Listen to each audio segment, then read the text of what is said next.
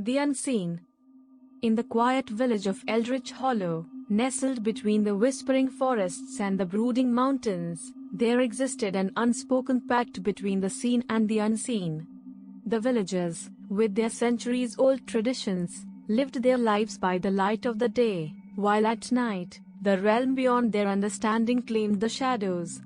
This delicate balance was maintained through respect, fear, and a careful avoidance of the old Crowther mansion that loomed on the hill, casting a long shadow over the village as if it were a silent sentinel of the night. Jonathan Harker, a young and ambitious writer with a fascination for the occult, arrived in Eldritch Hollow with the intention of spending a summer. His goal was to gather material for his next book, tentatively titled Whispers from the Beyond. He was drawn to the village by tales of its haunted past, the mysterious Crowther mansion, and the legends of beings that walked in the unseen. Upon his arrival, Jonathan was greeted with a mixture of curiosity and wariness. The villagers were hospitable, yet there was a reluctance to speak of the mansion or what lay beyond the veil of their reality.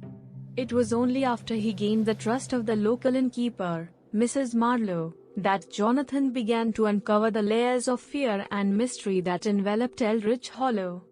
Mrs. Marlowe, a stout woman of middle age with a wealth of local knowledge, warned Jonathan about the dangers of prying too deep into the village's secrets. "There are things in this world that are better left alone, Mr. Harker," she said one evening, as the wind howled outside the inn's sturdy walls. "The Crowther mansion is one of them. It's not just the ghosts of those who've passed that haunt that place, it's something older, something darker." Undeterred, Jonathan's curiosity only grew stronger. He spent his days exploring the village and the surrounding forests, and his nights poring over the ancient texts and journals he found in the local library. He learned of the Crowther family's tragic history, of a lineage cursed by their dabbling in the dark arts, of a mysterious fire that consumed the mansion's west wing a century ago, leaving no survivors. Yet, the mansion stood as if untouched by time, its windows like dark, watching eyes. As the summer waned, Jonathan decided that to truly understand the essence of Eldritch Hollow and to validate the chilling tales for his book, he would need to venture into the heart of his fears, the Crowther mansion. Armed with his notes, a lantern, and a skeptical yet open mind, he set out one evening under the cloak of a new moon, when the veil between worlds is said to be thinnest. The path to the mansion was overgrown, as if nature itself sought to reclaim the cursed land. The air grew colder as he approached, and the silence was oppressive, broken only by the sound of his own footsteps and the occasional, distant cry of an owl. The mansion loomed before him, its presence overwhelming, as if it were a living, breathing entity. Jonathan's first steps inside the mansion were tentative. The air was thick with dust and a sense of foreboding. He explored the ground floor, finding remnants of the mansion's former grandeur, portraits of the Crowther family, their eyes seeming to follow his every move, furniture draped in white sheets, and a grand piano with keys that echoed in the silence as if touched by invisible hands. As he ascended the grand staircase to the second floor, Jonathan felt a sudden chill, a whisper of air on his neck as if someone had breathed upon him. He turned quickly, lantern held high, but there was nothing but the darkness behind him. Pushing forward, he entered the west wing, where the fire had occurred. Here, the air was even colder, and Jonathan could feel the hairs on his arms stand on end. A sense of dread filled him, a feeling that he was not alone. It was then that the unimaginable happened. A faint light appeared at the end of the hallway, flickering like a candle flame in the darkness. Drawn to it, Jonathan moved closer, his heart pounding in his chest. The light retreated, leading him to a room that, unlike the rest of the mansion, appeared untouched by time or fire. In the center of the room stood a mirror, its surface shimmering in the dim light, and as Jonathan watched, figures began to materialize within it, shadows of the Crowther family, dressed in the garb of their era, their expressions twisted in sorrow and anger. But beyond them, in the depths of the mirror, a darker presence lurked, its eyes glowing with an unnatural light. Jonathan, unable to tear his gaze away, felt an icy fear clutch at his heart. The figures seemed to beckon him closer, their mouths moving as if speaking words he could not hear. As he stepped forward, compelled by a force he could not understand, the air in the room grew colder, and the light from his lantern flickered as if threatened by an unseen wind. The mirror's surface began to ripple like the surface of a disturbed pond, and Jonathan could see the dark figure more clearly now. It was neither ghost nor human, but something else entirely, a being that radiated malevolence and hunger. Just as he was about to reach out and touch the mirror, a voice shattered the silence, a voice that seemed both inside his head and all around him. "Leave this place," it whispered, a command that carried with it an urgency that Jonathan could not ignore. He stumbled backward, the spell of the mirror broken, and as he did, the light extinguished, plunging him into darkness. Panic took hold as Jonathan fumbled with his lantern, his breath coming in short gasps. When the light finally flickered to life, the room was as it had been upon his entrance, devoid of the mirror and its haunting occupants. The chill, however, remained, seeping into his bones. With a newfound desperation, Jonathan navigated his way out of the mansion, the darkness around him seeming to press in with malevolent intent. He emerged into the night, the mansion behind him silent once more, but the experience had left its mark upon him. He understood now the warnings of the villagers, the fear that lingered in their eyes. Eldritch Hollow harbored secrets that were not meant for the living, and the Crowther mansion was a threshold between worlds that should never have been crossed. Back at the inn, Jonathan could find no peace. The images in the mirror haunted his dreams, and the voice echoed in his mind, a constant reminder of the night's terror. He left Eldritch Hollow soon after, his book unwritten, the whispers from the beyond too real, too frightening to be contained within the pages of a story. Years passed, and Jonathan never spoke of what he witnessed that night. Eldritch Hollow became a distant memory, a shadowed place in his past. But the unseen, the spirits and demons that dwell in the spaces between worlds, they never forgot him. For once you have looked into the darkness and seen its true face, it never quite lets you go. And so, the village of Eldritch Hollow remains, a place where the veil is thin, and the whispers of the beyond are always just a breath away. The Crowther mansion stands silent on the hill, its secrets locked within, a testament to the unseen forces that govern our world, forces that demand respect, fear, and above all, caution from those who would seek to uncover the mysteries of the night. Jonathan's story serves as a warning to those who would delve too deep into the paranormal, for some doors, once opened, can never be closed. And the darkness, once seen, is forever a part of you. As the years trickled past like shadows fleeing the morning sun, Jonathan Harker's encounter at the Crowther mansion became a sealed chapter in his life, a tale whispered only in the darkest hours of the night when the world seemed thin and the past felt alive.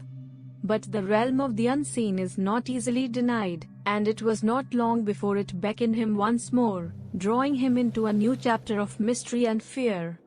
The return to Eldritch Hollow was not of Jonathan's choosing.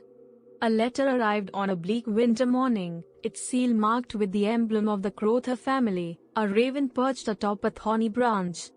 The message inside was cryptic, a single sentence that chilled him to the bone: "The veil has been breached, and your presence is required." It was signed with a name he had come to both revere and dread, Elizabeth Crowther, the last living descendant of the Crowther lineage, presumed dead in the fire that had consumed part of the mansion all those years ago. Compelled by a mixture of fear, curiosity, and an unspoken obligation to the memories that haunted him, Jonathan found himself standing once again at the edge of Eldritch Hollow. The village had changed little, but the air seemed heavier, as if charged with an anticipation of things to come. His inquiries about Elizabeth Crowther were met with silence and averted gazes, reinforcing his sense of unease. The mansion loomed before him, its presence more ominous than he remembered. This time, he was expected. The front door swung open at his approach, revealing Elizabeth Crowther standing in the dim light of the foyer.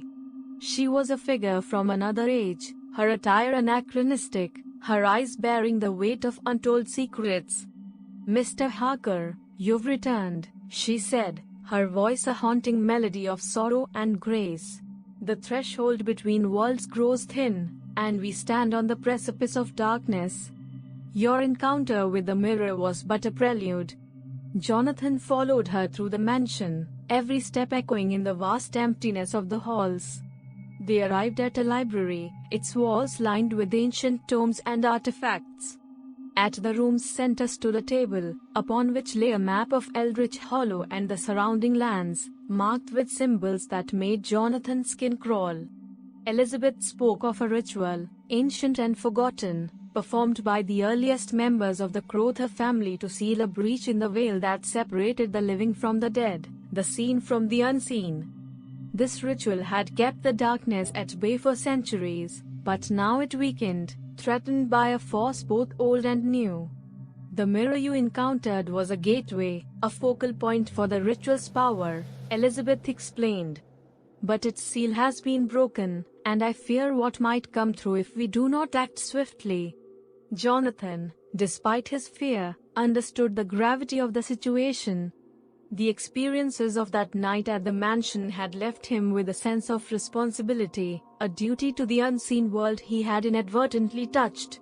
The ritual required three elements: a vessel, a guardian, and a key. The vessel, Elizabeth revealed, was the mansion itself, imbued with centuries of Crowther magic. She was the guardian, the last of her line, with the knowledge and power to perform the ritual. The key, however, was lost, a relic of the Crowther family, stolen years ago by those who sought to exploit the veil for their own ends.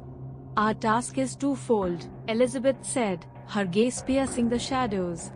"We must find the key and perform the ritual before the next full moon when the veil is at its thinnest.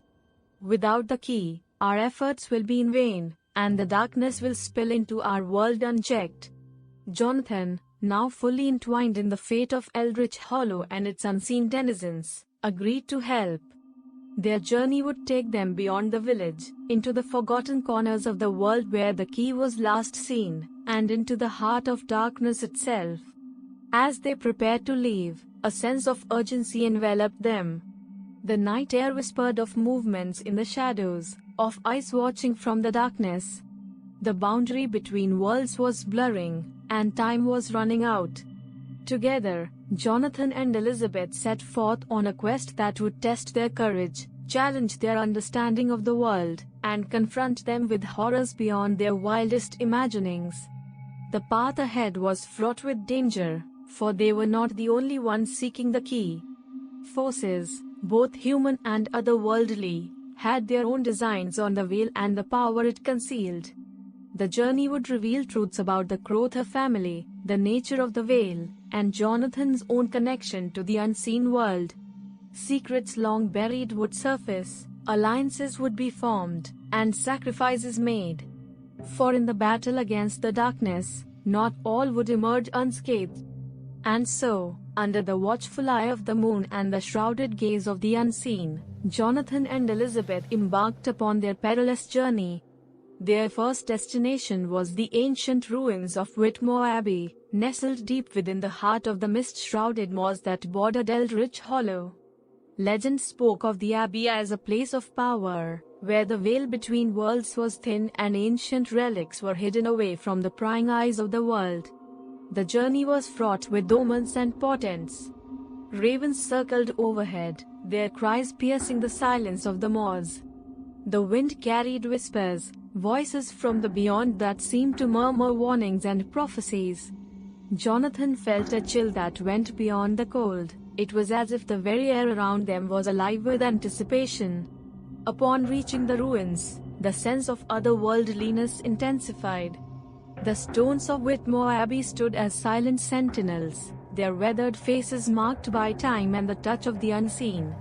Elizabeth led Jonathan to a hidden chamber beneath the abbey's crumbling nave, where ancient symbols were carved into the stone walls. It was here, she explained, that they would find the first clue to the key's whereabouts. Using a combination of her knowledge of arcane lore and Jonathan's keen observational skills, they uncovered a series of clues hidden within the carvings, cryptic messages that spoke of the key's journey through time, passed down through secret societies and guardians of the occult. Their quest took them from the haunted shores of the Blackwater Lake, where specters danced upon the water's surface under the light of the moon, to the shadowy lanes of Gallows End, a forgotten village that time had passed by, where the key was rumored to have been seen in the possession of a reclusive alchemist. With each step, the fabric of reality seemed to grow thinner, the presence of the unseen more pronounced. Elizabeth and Jonathan encountered creatures of shadow and light, some benign, others malevolent, all bound to the veil in ways that challenged their understanding of the natural and supernatural worlds. Amidst the darkness, they found moments of light, ancient guardians of the veil who offered guidance and protection, and lost souls seeking release from their earthly bonds. Elizabeth, with her deep connection to the Crowther legacy, and Jonathan, whose fate seemed inexplicably tied to the veil, discovered within themselves powers and abilities that transcended the ordinary. As the full moon approached, their search led them to a clandestine gathering of those who sought to exploit the veil's power for their own dark purposes. It was here, in the heart of darkness, that Jonathan and Elizabeth confronted their greatest challenge. The key, a seemingly inconsequential amulet imbued with centuries of magic and history, lay within their grasp, but so too did the realization of the true nature of the threat they faced. The breach in the veil was no accident but a carefully orchestrated plan by forces that sought to merge the seen and unseen worlds, to bring forth an age of darkness where the barriers between life and death, reality and nightmare, would be forever torn asunder. With the key finally in their possession, Elizabeth and Jonathan raced against time to return to Eldritch Hollow. The ritual to seal the breach and restore the balance required not just the key but a sacrifice, a willing offering of oneself to the veil, a guardian to stand at the threshold for eternity. As they prepared for the ritual in the heart of the Crowther mansion, the forces of darkness converged upon them, a final battle that would determine the fate of both worlds. The air crackled with energy, the mansion itself seeming to come alive, its ancient magic awakened by the imminent convergence of the seen and unseen. In the climax of their journey, Jonathan and Elizabeth faced the darkness together, their bond forged in the fires of their shared ordeal. The ritual demanded everything of them, a test of their courage, their love for the unseen world, and their willingness to sacrifice for the greater good. As the ritual reached its crescendo, the veil shimmered, the breach in its fabric mending under the force of their will and the power of the key. Light and darkness collided, a storm of supernatural energy that threatened to consume everything. In the aftermath, the mansion stood silent, the veil restored, but at a cost. Elizabeth had taken her place as the guardian of the threshold, her presence a beacon of light in the darkness, forever watching over the balance between the seen and unseen. Jonathan, forever changed by his experiences, left Eldritch Hollow with a heavy heart but a newfound purpose. He became a protector of the unseen, a seeker of truths hidden in the shadows of the world. And though the veil had been sealed, the story of Eldritch Hollow, of Jonathan Harker and Elizabeth Crowther, remained a testament to the thin line between our world and the unseen, a reminder that there are mysteries that lie beyond the reach of the light, waiting in the darkness for those brave enough to seek them out. In the wake of their harrowing ordeal, Jonathan Harker found himself walking a path he had never anticipated,